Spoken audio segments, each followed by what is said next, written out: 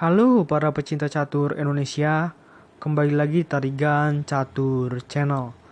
Kali ini Tarigan Catur akan membahas konten yang berjudul Remis dengan rating 2400-an, admin Tarigan Catur petik pelajaran berharga.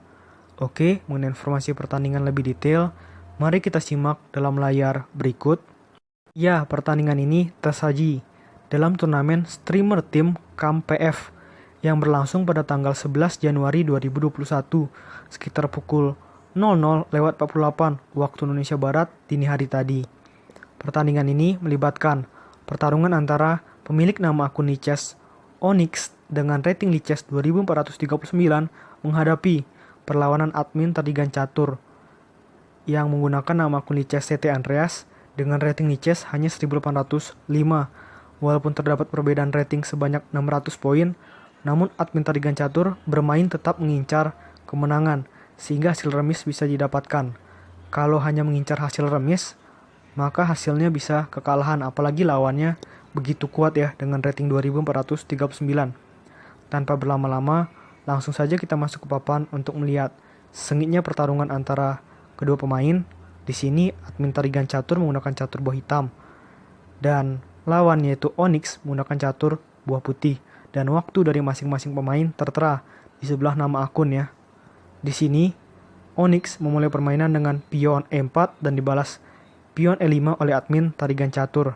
Nah, disinilah kuncinya. Lawan melakukan berserk alias potong waktu. Turnamen ini menggunakan format waktu 3 menit plus 2 detik increment setiap langkahnya. Dan inilah kuncinya. Admin Tarigan Catur, jika lawan melakukan berserk, admin Tarigan Catur bersemangat untuk menjaga waktu admin Tarigan Catur selama mungkin di 3 menit. Dan itu tentu saja akan membuat frustrasi dari lawan. Dan itu juga menjadi kunci ya untuk bisa mendapatkan hasil yang cukup bagus walaupun bukan kemenangan yang didapatkan.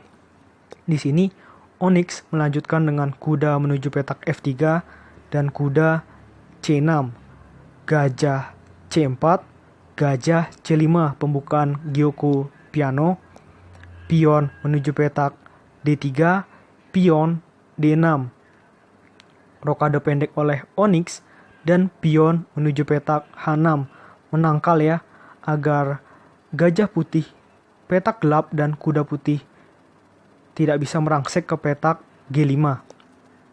Pion menuju petak C3, hal yang kurang lebih sama dilakukan oleh pemain putih, mencegah ya agar gajah dan kuda hitam tidak bisa merangsek ke petak D4. Kuda menuju petak F6, persiapan rokade pendek oleh admin Tarigan Catur, dan gajah mundur ke petak B3, rokade pendek oleh admin Tarigan Catur, dan kuda menuju petak D2.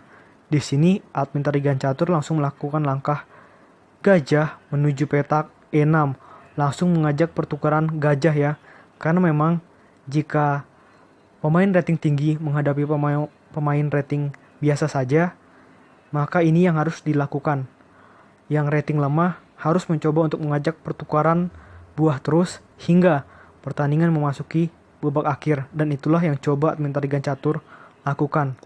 Dan tentu saja pemilik nama akun Lichess Onyx tidak mau dengan pertukaran tersebut dan memilih memundurkan gajah menuju petak C2.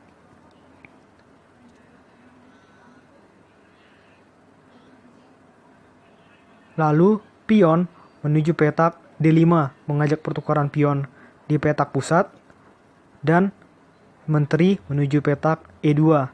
Pion D pukul E4, pion D pukul E4. Pion A6, pion H3.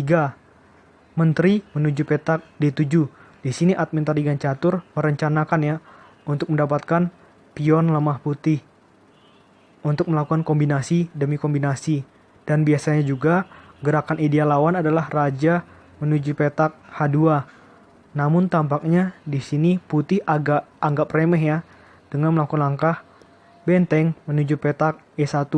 Langsung saja admin Tarigan Catur melakukan langkah kombinasi dengan gajah pukul pion, pion pukul gajah, menteri pukul pion, dan di sini untuk mengamankan posisi dari raja putihnya sudah terbuka, Onyx melakukan langkah kuda menuju petak H2, memanfaatkan pion putih yang sedang terkena pin oleh gajah hitam. Maka dari itu, admin tarigan catur melakukan langkah tempo skak dengan menteri skak di petak G2. Raja menghindar ke petak H1 dan di sini dilakukan langkah gajah pukul pion di petak F2 untuk mendapat keuntungan 1 pion, sekaligus dengan tempo mengancam benteng putih. Benteng putih menghindar ke petak F1, mengancam gajah hitam 2 kali, dan di sini admin tarigan catur memundurkan gajah ke petak B6.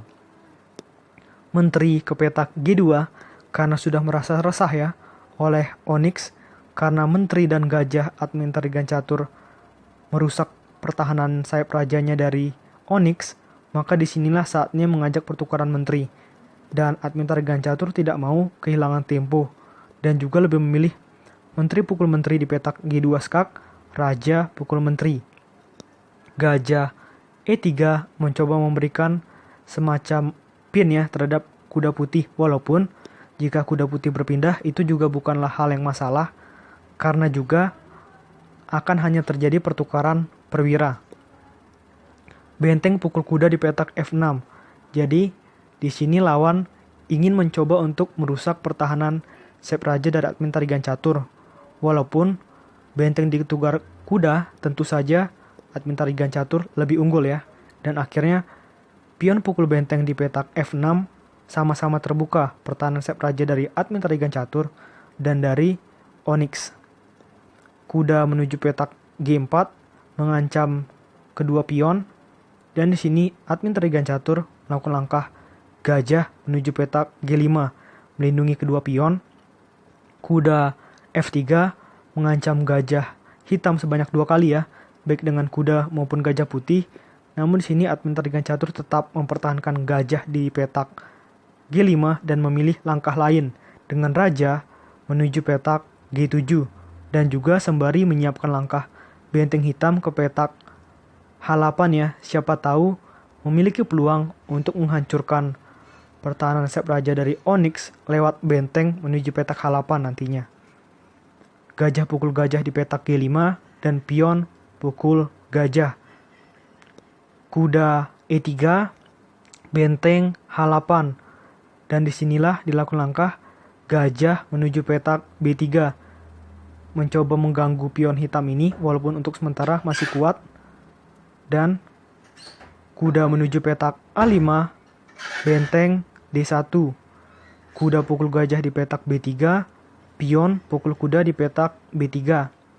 Benteng A menuju D8 mengajak pertukaran benteng, dan disinilah tepat di momen ini dilakukan langkah bolak-balik ya oleh admin tarigan catur dan Onyx karena memang situasi sangat mendukung untuk remis.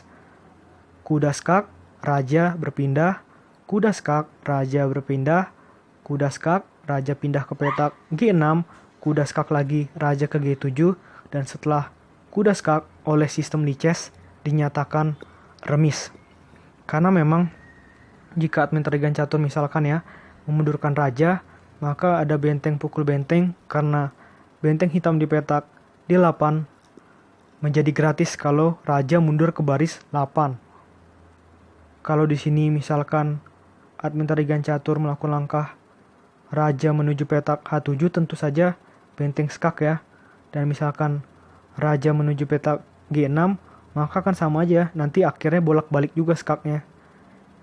Dan gak mungkin admin tarigan catur diberikan kesempatan untuk menempati petak H5 yang cukup strategis untuk memberikan penekanan terhadap Onyx.